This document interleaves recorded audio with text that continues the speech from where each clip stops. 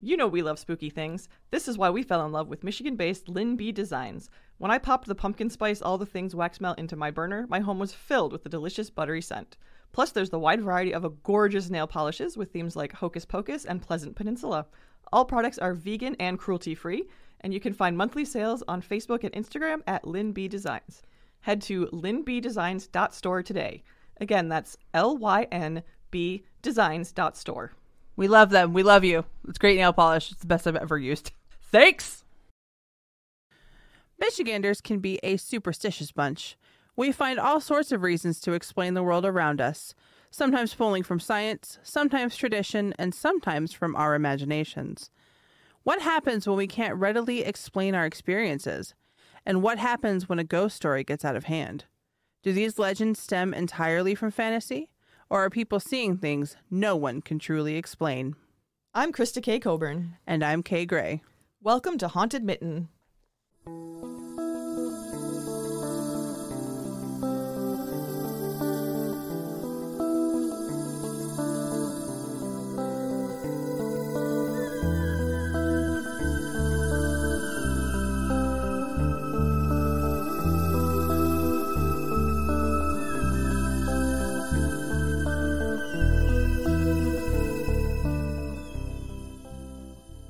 This evening, we're going to get a little bit weirder than we usually do, minus the Bigfoot rant. Occasionally, we do venture out from our kind of ghostly wheelhouse into other paranormal territories, especially because people seem to really want that. Yeah! From all of the live things we've done. Heck yes! This one might be one of the stranger things we've covered, although I feel like it does tie into like shipwrecks and things. Yeah. Some of our other tours. So we've talked a little bit about a few of the things that have happened in this mysterious place without directly talking about it. But now we get to. Yay! Weird shit. The Lake Michigan Triangle takes up a large part of the lake itself, stretching from Benton Harbor, Michigan to Manitowoc, Wisconsin to Ludington, Michigan in a near right triangle. It just so happens to span across the deadliest freshwater in the world, which probably helps its reputation. There are countless ships broken apart at the bottom of Lake Michigan, and as we talked about in the cemeteries episode, a lot of bodies as well. Yeah, this is a very dangerous part of the world. There are several theories as to why the triangle is so mysterious and so deadly, but first we'd like to tell you about some of the odder things to happen out on the waves.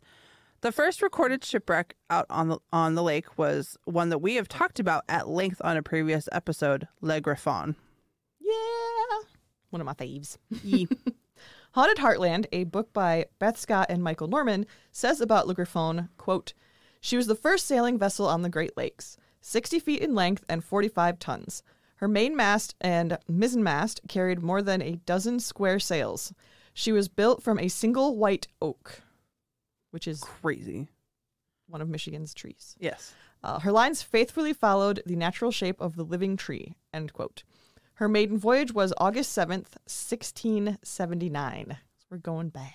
Yeah, we're going back quite a ways for this.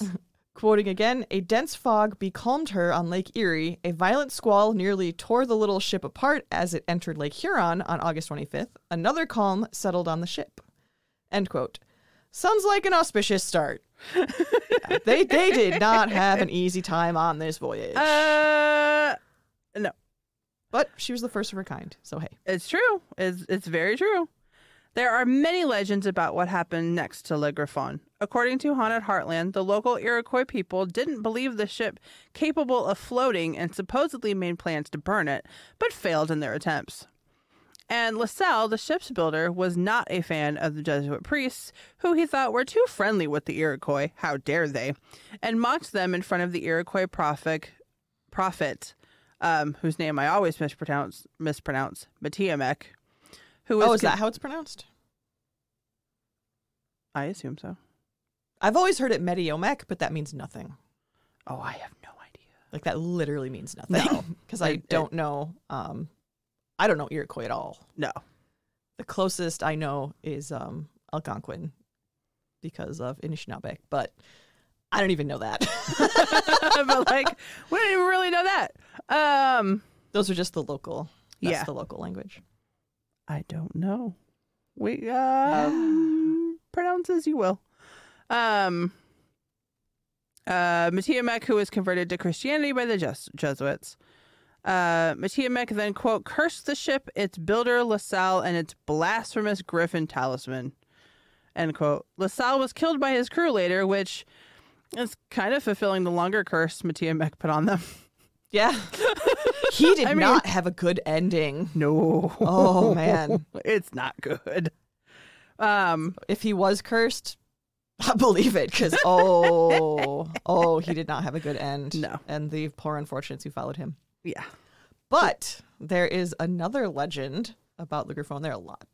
But this is another major one. It was told to us by Marianne Kuklo in her book, Haunts and Hauntings. Tells of 2 Jesuit priests who destroyed a rock sacred to the people living along the Detroit River. As angry people are wont to do, they gathered up a lot of rocks and turned them into a monster serpent, which pursued the Griffon relentlessly for 10 years before finally sinking her and getting revenge.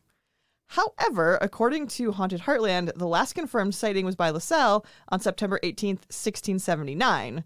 So, she lasted maybe a year. Maybe. Some Potawatomi people later told LaSalle that they had seen the ship tossing in a violent storm. So, maybe that violent storm was caused by a serpent. Who knows? Who knows? Wikipedia, of course, is very succinct about it all. Quote, the ship landed on an island in Lake Michigan where the local tribes had gathered with animal pelts to trade with the French.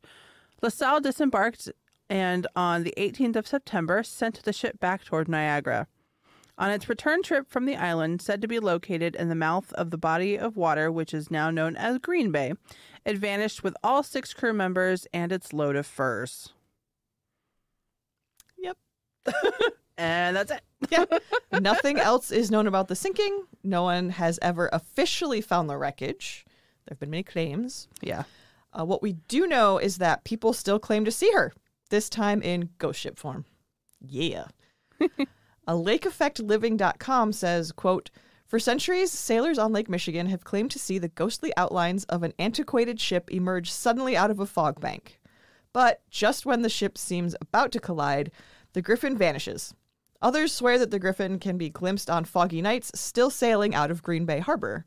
Not surprisingly, sighting the lost Griffin is regarded as a sign of bad luck. Yeah. Quote. Yeah. I mean, that makes sense to me. Yeah. Oh, shit. We saw the doomed Griffin. We're fucked. Yep. Oh. There's so many theories about her demise, too. We have no idea. So obviously everybody went wild. Right. And this is what, 16... This is 1670s. So yeah. we've had a long time to speculate. Yes. And we will have a longer time still. Oh, yes. Oh, yeah. Definitely. But Lake Michigan was not going to be satisfied with just one. The schooner Thomas Hume was hauling lumber from Muskegon to Chicago when it went missing with 6 men aboard during a squall, which is a sudden violent storm, on Lake Michigan on May 21st, 1891. She sailed with a ship we'll be talking about again, the Ralph Simmons, when the storm hit. The Ralph Simmons turned back like a smart ship, but the Hume sailed on, some stories saying her captain, Harry Albrightson, mocked the Ralph Simmons for being too cowardly for not continuing. When sailing a ship on the Great Lakes, you should not easily succumb to pride. Yeah, no such thing as too cowardly, especially on Lake Michigan. You really got to check your pride. Yes. It took 2 days for anyone to notice the Hume had disappeared, and was only noted when the Ralph Simmons finally made port in Chicago and didn't see her sister ship waiting there already. A search was sent out to other ports, but no one found a trace of the Thomas Hume until the 1990s. A&T Recovery of Chicago found a schooner wreck at the bottom of Lake Michigan off the coast of New Buffalo, but it wasn't positively identified until around 2009. Because there were so many. It's too many. We don't know which one this is. Yeah. It's This could be any schooner. There's like 1 million down there. Oh, yeah. There's the bottom of Lake Michigan is just littered with shipwrecks. It's incredible. I'm pretty sure that's all the floor of the lake is. Yeah, like 50%. MichiganShipwrecks.org. Great website. Right? I'm weird. I like it. Anyway, MichiganShipwrecks.org writes, quote, among many of the wild theories concocted about the wreck is that her captain sailed to another port, repainted the Thomas Hume, and then sailed away. You do run into this every once in a while, and it's like, sure, whatever. Sure. Why? Why? Because why not? Another theory was that a much larger steamer ran down the schooner and the steamer's captain swore his crew to secrecy, end quote. Right. Because that's going to happen. Again, why? Yeah. Those are both absolutely and totally the reasons why the ship never showed back up. Absolutely. No. Minus that, being at the bottom of the lake thing. Right. We have solved the mystery. Yes. But the Thomas Hume is considered the Lake Michigan Triangle's real first victim, despite Ligerphone disappearing centuries before that. However, it certainly won't be the last one. Nope. Remember that other ship I just talked about? Yeah. Hey, guess what? No ships on this lake have a good ending. It's very few. It's seriously rough sailing. It is the most dangerous of the Great Lakes. Yes. So the Rouse Simmons, better known as the Christmas tree ship, sank off the coast of Two Rivers, Wisconsin, carrying a load of Christmas trees. This ship was also owned by the same company as the Thomas Hume, which really sucks for that company.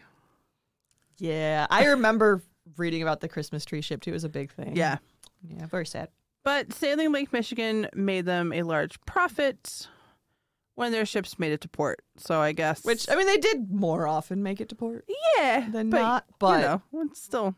clearly it was worth the risk, because you're taking a terrible risk. You really are. Some of these guys took really, really horrible risks, and really it did not pay off. Yeah. When it sank, the Rouse Simmons had over 5,000 trees aboard and sailed with electric lights and decorations on its mast. I've seen black and white photos.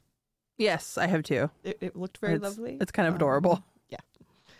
It sailed out in November 1912, stupid, from Thompson, Michigan, hoping to capitalize on the Christmas tree shortage, and made its stop in Chicago. According to WisconsinShipwrecks.org. Yeah, I'm pulling them all in. Yeah, because we got so many wrecks. Yeah. Quote, Captain Schooneman, the Rouse Simmons, and her estimated 16 crew and passengers never arrived at Chicago. Lost with all hands somewhere on the lake, the location of the Rouse Simmons wreck remained a mystery for 59 years. Mm-hmm. Christmas trees washed up along the coastline for years to follow. And in 1923, Captain Schooneman's wallet came up in a fisherman's net near Two Rivers, Wisconsin. Mm-hmm. End quote. Kind of wild. Yeah. Not only, those 5,000 Christmas trees, but the captain's wallet. Yeah. Well, here's proof. He's gone. Yep. Most likely. Yeah. There had been shifty-looking weather the day she sailed out, and it was sketchy already to sail in November on the Great Lakes. Don't do that. Don't do that. But the captain went for it anyway. And legend has it that there was a terrible blizzard, and the Rouse Simmons was last seen with ice encrusted onto her hull, sailing into the gale. But according to archaeologists and the divers studying the ship, it must have... But according to archaeologists and divers studying the ship, it must have been a rather clear day. There was no sign of the kind of damage ice would do. And according to the weather records, the storm didn't hit the area until around 5 p.m., well after the ship would have been there. She disappeared seemingly out of the blue. Wouldn't be the first, wouldn't be the last. Nope. Who knows? It's just gone. Yep. And this is kind of the crux of the Lake Michigan Triangle. Who knows? It's just gone. Mm-hmm. The largest loss of life in the Triangle, and in all of the Great Lakes, happened when the P.S. Lady Elgin? I think. Elgin? I'm going to say Elgin.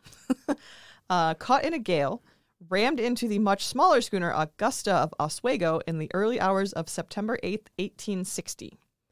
Sailing from Chicago to Milwaukee, she carried over 300 passengers, all having a grand time listening to a German brass band after spending a day listening to political speeches. That sounds like fun. Yeah, well, sure, we'll go with fun. Winnetkahistory.org posted an article about the wreck from 2010. Quote, the Lady Elgin sighted the Augusta, a schooner filled with lumber, around 2:30 a.m. Visibility was poor, storm clouds raged, and the waves were intense. The Augusta's load of lumber shifted, and the two boats collided. Within minutes, the atmosphere on the Lady Elgin went from merriment to pandemonium. The Augusta, sustaining minimum damage, kept sailing to Chicago. Sure. That's Wow. We call that a hit and run these days. Yeah. Yeah. Yeah. With a large hole in its side, the Lady Elgin sank within a half hour, which, if you don't know boats, is really fucking fast. That's really fast. Yeah. People were only able to get in 3 of the lifeboats. The large upper hurricane deck fell straight into the water and served as a raft for some 40 people. End quote. Wow. Yeah. And Rose still didn't let Jack on. Wasn't the point. Anyway. I had to include I that. still haven't seen this movie. It's great. You haven't seen Titanic? No, I've never Holy seen shit, it. we have to watch Titanic. So the article goes on to state that the waves and wind were so bad that survivors' bodies and debris washed up on the shores of Winnetka, Wisconsin, miles away from where the crash happened. Survivors, eh? Woo, that's a lot. Yeah.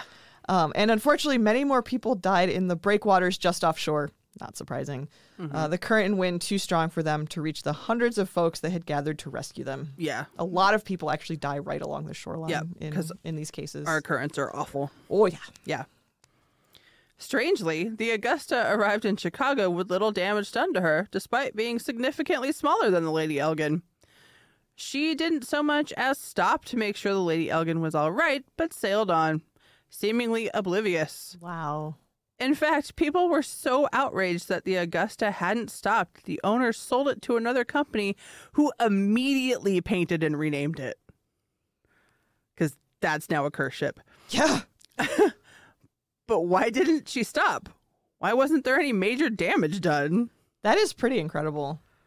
Hardy little ship, I guess, but It's like she didn't even know she hit anything. that she hit anything. That's wild. Yeah. Like, what was the captain thinking, or whoever was? I don't. Was in charge whoever at the was on time. duty, like, Yeah. I have no idea. But the How Augusta like got to Chicago and it was basically like, what do you mean 300 people are dead? Like, What shipwreck? What shipwreck? What are you talking about? That's, man, what was going on there? Yeah. However, shipwrecks aren't the only events to have occurred within the Lake Michigan Triangle. Oh no. It's No, a if it really was just- nasty bit of If it was just shipwrecks, we Yeah. wouldn't call it the Lake Michigan Triangle. no. Yeah. No. Let's put it that way. Mm-hmm. Captain George Donner, some sources say Donner, D-O-N-E-R versus D-O-N-N-E-R, was a well-respected man on the lake. By the age of 57, he'd been working on the water in some capacity for decades, and he was known and loved by his company and his crew.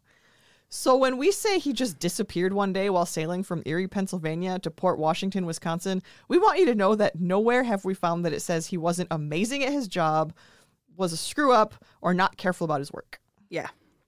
Like, every article I read could not stress that enough. He was exemplary. Yes.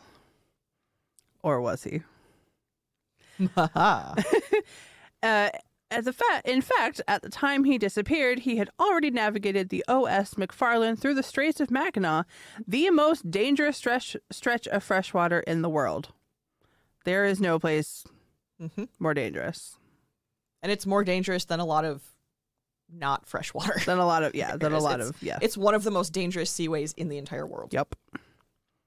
He told his crew that he was heading for a much-needed nap and for them to wake him when they were approaching port, and he went to his quarters, reading from the Pine Barren Institute's article on the disappearance. Quote, 3 hours later at 1:20 a.m., now April 29th and Captain Donner's birthday. His birthday. Oof. The ship began its approach into Port Washington. Following the captain's orders, the second mate approached the cabin to alert Donner that he was needed in the pilot house to prepare for docking procedures. The man proceeded to knock on the door, but strangely, there was no answer. Calling for the captain once again, there was no answer. Concerned that the captain could not hear him for some reason, the second mate made the decision to enter the room, but when he attempted to turn the handle, it would not move. The door, it appeared, was locked from the inside. Worried that the captain would sleep past the point he insisted he be woken up at, the second mate went to retrieve the master key. After bringing first mate Charles Riker up to speed as to what was going on, he headed back to the captain's cabin and proceeded to unlock the door. Making his presence known before walking down the stairs and stepping into the room, the second mate assumed he would hear Donner respond to his announcement and call him in, but just as before, he heard nothing. Now, worried that perhaps the captain had undergone some sort of medical emergency and was unable to respond, the second mate opened the door with authority and proceeded inside, but what was waiting for him behind the sturdy wooden door and at the bottom of the stairs was not what he expected. For there in front of him was nothing besides an empty room. The captain, it appeared, was gone. Dun, dun, dun. End quote. The ship was searched, the crew interrogated, but no one had even seen the captain, much less knew where he might be. Search and rescue was immediately sent out, but by the next morning it was growing more obvious that if they found anything, it would most likely be a body. What we do know is that the captain had complained to the steward of, quote, not feeling well, end quote, and that he hadn't slept in a long while due to worrying about the possible perilous journey in icy Lake Michigan waters. So it seems possible he fell overboard. However, this doesn't appear to be one of the rumors surrounding the incident. Others became much more prominent, like the crew murdering him and tossing him overboard for some reason. For whatever reason that they thought. How dare he do so well going through super deadly waters? Kill him. Or the captain tying weights to his ankles and taking his own life. Also, You wouldn't need the weights. why? No, he wouldn't. Not there. You would die very quickly from hypothermia. But it's also telling that the Lake Michigan Triangle was in the minds of sailors even in the 30s, for the more superstitious of them claimed Donner might have been taken by something and was left in the triangle for good. Dun, dun, dun. No, that's really interesting, actually. Yeah. But yeah, it's an infamous stretch because, yeah, so many ships went down. And even today, like even the shoreline of Lake Michigan, you have to be so careful. Yep. Our riptides are worse than like the Pacific. It's bad. Yeah. The Pine Barrens article cites newspapers reporting on the incident, reiterating how the crew were worried about him at the time and how their captain was acting spacey and forgetful with his lack of sleep. Interesting. It's very possible that Captain Donner fell overboard or started hallucinating, or any of the other terrible things that happen when you don't get sleep. I can vouch for that. Or maybe the triangle took him, like these guys said. Who knows? Though probably sleep deprivation had a hand. It's probably sleep I'll deprivation. But it's like, yeah. No, they found nothing. His room was locked from the inside. It's, yeah. Which is so interesting. Whenever a room is locked from the inside, you're like, how did it get that way? But how did it get that way? We were talking about that about bathrooms. Why is the bathroom stall locked from the inside? Like, I feel like we've had this discussion a lot. I actually just read a mystery book. It was Murder on the Christmas Express. And yeah, there were two bodies and they were both locked from the inside. And it's because there was hallucination involved because, well, don't take drugs together. Don't take drugs, but especially don't mix them. And, allergies suck. Fair enough. But yeah, there's all kinds of stuff going on in that. Not trying to spoil it, but yeah, there actually are several reasons a door could be locked from the inside. But usually there's also a body, and in this case, we have no body. Right. So who knows? But yeah, he was gone from then. That was it. On his birthday. Yeah, that sucks. That sucks. Okay. Time to get to the really weird stuff. June 23rd, 1950, an entire plane disappeared. The whole plane. Flight 2501 was heading from New York to Seattle, carrying a total of 58 people, and its flight path took it directly over the Lake Michigan Triangle. There was a bad electrical storm that night around 11, and the pilot radioed a request to lower to 2,500 feet to try to avoid the worst of the storm. They were denied their request.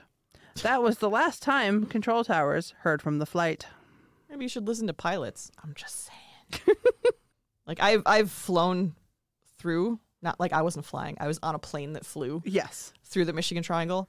And I definitely was thinking of all of these things. I'm on the plane. I'm like, oh, great. And there was a flight the previous day or a couple of days before that had issues.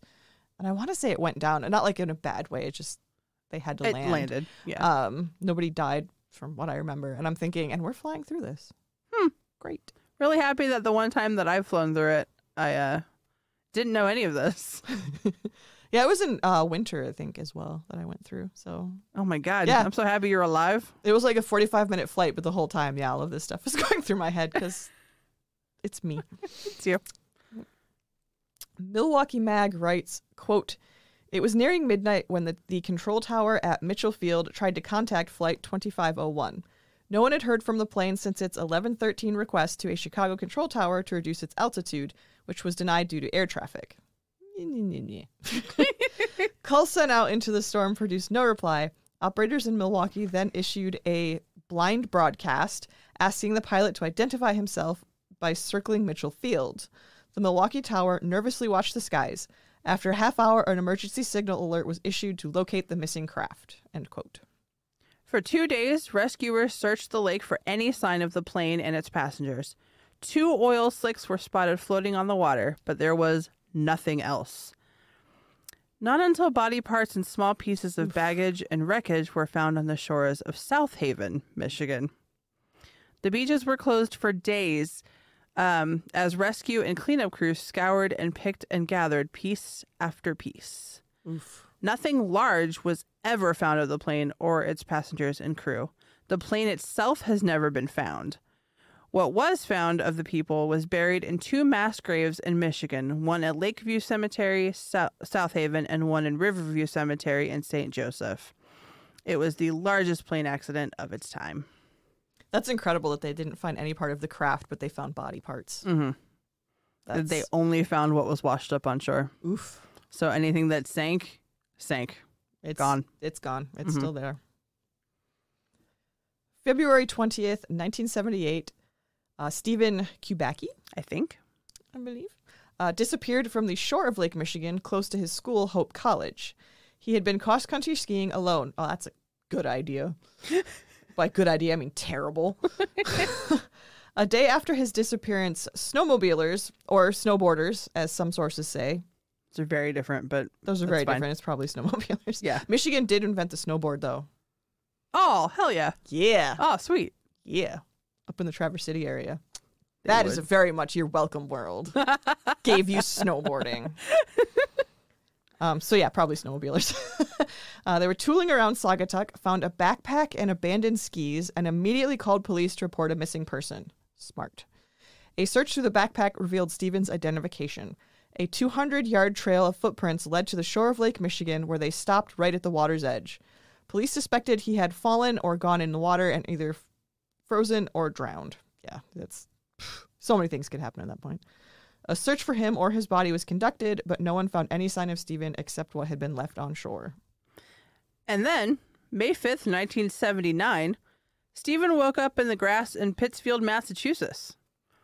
He wore clothing he didn't remember owning and had a backpack full of maps and other traveling equipment. He remembered nothing of the year he had been gone. Ellen Killoran's blog, Cold Dead Hands, has an article on Stephen and writes, quote, "He also had $40 in cash, new glasses, sneakers, and a t-shirt from a marathon in Wisconsin. I feel like I've done a lot of running," he said in an interview the week he reappeared.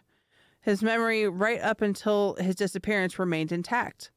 He said the last thing he remembered was feeling cold and scared of being lost in the frozen darkness. Kubacki told a reporter that he believed his blackout was caused by exhaustion and exposure, and said he would see a medical doctor for a physical, but he would not be seeing a psychiatrist. Kubacki insisted that he was in a healthy frame of mind when he set off for the skiing trip, and still was. End quote. Mm-hmm.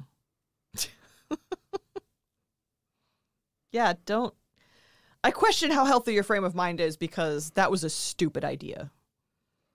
Like, he shouldn't have gone out there alone and gone to the lakeshore alone. Sure. In winter like that. That was not very smart. But what the fuck happened to him? Yeah, I've heard about this a few times. It's pretty weird. Fugue state? I don't know, man. I mean, the cold does wild Aliens. things to you. So Kubacki is alive and well, living in the Pacific Northwest, so well away from Lake Michigan. It's like, nope, I'm gone. As far as we know, he still doesn't remember anything about the year he was missing. But he is working as a psychologist, so maybe one day he'll figure it all out. I feel like that's a normal thing for people to go into when strange things like this happen. Yeah, for sure. They want to understand. Yeah. He did write a book called Meta-Mathematical Foundations of Existence. Wow. Gödel, Quantum, God, and Beyond. Mm-hmm. Do with that what you will, I guess. Right? It does sound really dense. I don't know if I'd want to read it or not. I kind of do, but at the same time, I'm like, yeah, a guy that completely disappeared off the face of the planet for an entire year and was found states away from his home would absolutely write a book like that. Mm-hmm. Like, yeah, that makes sense to me. You got to do some soul searching on that one. Yeah. Yeah. So according to Ellen Killoran, there's a lot more to this story, but for our purposes, we're going to move on. Sorry. Yeah, y'all. I guess there's a whole bunch of stuff that happened afterwards, but like it's not. Yeah, because I remember seeing it on like an Unexplained Mysteries or something like that. And if we were focused on Steven, like we would get into all of that, but it's not. It's like it's purely him related. Yeah. Yep. So check out her blog. Link in the show notes. Okay, remember to put it in the show notes. Hey, we'll talk about it. She's got 6 entries on this case alone. Yeah, but it was a lot. Let's continue. We have UFOs to talk about. So actually, before we even get to that, I do want to mention that this happened again later on with another student of Hope College who literally went to the edge of the lake in winter and went missing 4 months and showed up again and had no idea what the fuck happened. Maybe that was the story I read. No, I think it was the other guy. I don't know. It could have been. But yeah, this is not unheard of, which is strange. I'm like, what the hell? Really strange stuff happens around, I would say, southern to mid-Lake Michigan. Yeah, that's what we're talking about. South Haven, Grand Haven. Yeah. Yep, those are smack dab in the middle of the fucking triangle. Yep. The 1994 UFO sighting over Lake Michigan is an event we will probably cover in much greater detail in a later season, but we'd be missing a huge part of the story of the triangle if we didn't mention it now. March 8th, 1994 is a date that still sticks out in a lot of people's minds on the west side of the state. Over 300 people in multiple counties called into police stations reporting mysterious lights in the sky. Quoting from the Free Press, quote, Daryl and Holly Graves and their son Joey told reporters in 1994 they witnessed lights in the sky over Holland at about 9:30 p.m. on March 8th. I saw 6 lights out the window above the barn across the street, Joey Graves told the Free Press in 94. I got up and went to the sofa and looked up at the sky. They were red and white and moving, end quote. The Ottawa County Central Dispatch from March 1994 quoted the family as saying, it was just sitting there. It was a big circle. It had lights, but they weren't blinking. It was circular and turning, but not blinking. Calls came into 911 non-stop. Everyone from police officers to the National Weather Service station in Muskegon reporting that they were seeing some really weird lights above the lake. Quote, my guy looked at the radar and observed 3 echoes as the officer was describing the movement. Leo Grenier of the NWS office in Muskegon said in 1994. The movement of the objects was rather erratic. The echoes were there about 15 minutes, drifting slowly south-southwest, kind of headed toward the Chicago side of the south end of Lake Michigan. End quote. In 1995, the Free Press published the conversation between the National Weather Service and Velthaus. What do you think it is? Said the Weather Service radar operator. Velthaus described witnesses seeing 5 to 6 objects, some cylindrical, with blue, red, white, and green lights. The radar operator said, there were 3 and sometimes 4 blips, and they weren't planes. Planes show as pinpoints on the scope. These were the size of half a thumbnail. They were from 5 to 12,000 feet at times, moving all over the place. 3 were moving toward Chicago. I never saw anything like it before, not even when I'm doing severe weather. End quote of the whole thing. MUFON, the Mutual UFO Network, sent investigators out to collect stories and do follow-ups with those who called emergency lines to report the mysterious lights in the sky. People all up and down the range of the triangle witnessed something in 94. Fun fact, while researching if there have been clumps of sightings in the area over the years, I discovered that 1994 was a hot year for UFO sightings. In June, there were 100 sightings reported to the National UFO Reporting Center, and every other month had at least 10 reports, which seemed to be collected from all over the world, with the vast majority coming from the U.S. Just kind of wild to find that essentially there could be UFOs all the time, everywhere. Paranormal, super weird, yo. So weird. Do you remember that, though? I have like vague recollections, but not really, which Okay. is interesting because I feel like I should remember that. So Yeah, because I'm like, okay, 94, all like Kalamazoo and Portage are definitely included in that yeah, area. So I'm like, and I have family in Grand Haven. I should really ask them about that. that's true. So yeah, I have vague recollections, but not really. And they might not have treated it very seriously by the time I hit the Gazette. Yeah, it's also Kalamazoo true. Gazette is fairly conservative. Okay. I don't know how it is today, but while I was growing up, it was extremely conservative. Yeah. So Because a lot of articles and things call it like the 1994 Kalamazoo UFO sightings, even though it was like that entire region. it would have been one of the most major cities. Yeah. Yeah. And this wasn't the only major UFO event to happen in the vicinity of the Triangle. That's pretty famous for its lights. Yeah. In 1978, the Coast Guard station near Ludington, Michigan, called the station in Two Rivers, Wisconsin, to be on the lookout for a cigar-shaped craft heading toward their area. According to the book, The Lake Michigan Triangle, Mysterious Disappearances and Haunting Tales by Gail Susek, quote, Ludington personnel had the object in sight and said that it displayed flashing red, white, orange, and green lights and was moving at a calculated speed of more than 1,200 miles per hour, end quote. Ludington then advised, shoot. It died. So close to the end. Ludington then advised the Sturgeon Bay CGS Coast Guard station to be on the lookout for the craft. And at nearly 4 a.m., a call from St. Joseph's Coast Guard station came to Ludington. A couple had called into the station asking about a cylindrical craft with lights that hovered for 30 minutes near Rocky Gap County Park before taking off in a flash over the water. Quote, observers noted that the white light was blindingly bright and it strobed erratically over the water, end quote. Crew from both the Ludington and Two River stations apparently took photos of what they were seeing, but the stories of where those photos are is up for debate. Either they were submitted to the commander of the 9th Coast Guard District, but were, quote, lost in the mail, or they were actually submitted to the National Enquirer. Either way, there are no photos these days to scrutinize. Amazing. Lost in the mail or sent to, Someone who will pay us. trash tabloid, whatever. But the fact that it was a bunch of Coast Guard stations who report the sightings is interesting. Yeah. It adds a little authority to the case with or without the photos. And that's something that rarely happens in UFO sightings. Yeah. And even the 1994 ones had the National Weather Service Yeah. guy. And you have the calls, the 911 calls. Mm-hmm. You can listen to those. Yep. Oh, yeah. I bet those are on YouTube, huh? Probably. Somewhere. Sweet, dude. Mm-hmm. Gotta listen to some things later.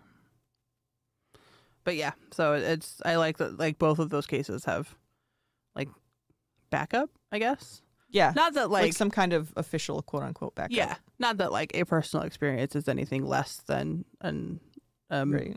a military guy saying something, but it's for the world at large. It adds some. Yeah. Having like the radar. Yeah.